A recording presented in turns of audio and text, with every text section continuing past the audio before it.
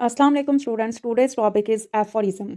Aphorism literary term है या figure of speech है और एफोरिज्म का मतलब होता है छोटी सी बात में बहुत बड़ी बात कह देना।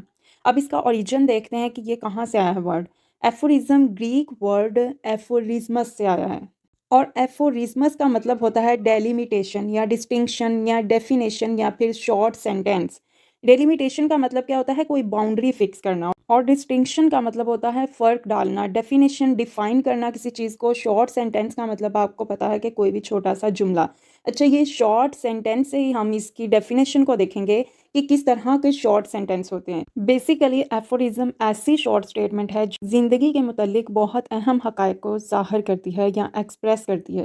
यानी कि इस तरह की स्टेटमेंट ट्रूथ अबाउट लाइफ होती है, ज़िंदगी की हकीकत के बहुत करीब होती है। इन अदर वर्ड्स ये memorable expression of universal truth है, यानी कि उसको यूनिवर्सली माना जाता है कि ये हकीकी बात या हकीकत के करीब है।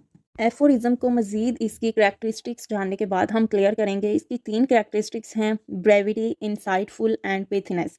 ब्रेविटी क्या होती है? इसका मतलब है हैज़ टू बी शॉर्ट, यानी कि इसमें मस्ट है कि जो स्टेटमेंट है वो शॉर्ट होगी।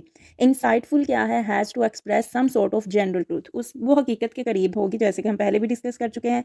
And third one is pithiness. इसका क्या मतलब है? पॉइंटेड, यानी किसी चीज़ ख़ास चीज़ की तरफ इसका इशारा होगा।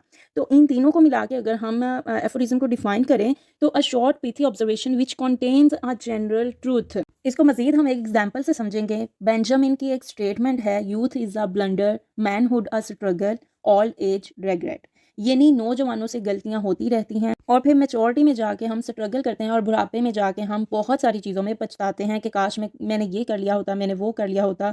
तो इस तरह की स्टेटमेंट्स हम दे रहे होते हैं। तो आपने देखा कि बेंजामिन ने इतनी छोटी सी स्टेटमेंट से या इतने छोटे से सेंटेंस में इंसान की पूरी लाइफ को डिस्क्राइब कर दिया है। आज के लिए बस इतना ही। अगर वीडियो अच्छी लगी हो तो लाइक कीजिए, शेयर कीजिए और मेरे चैनल को सब्सक्राइब कीजिए। अल्लाह हाफिज़।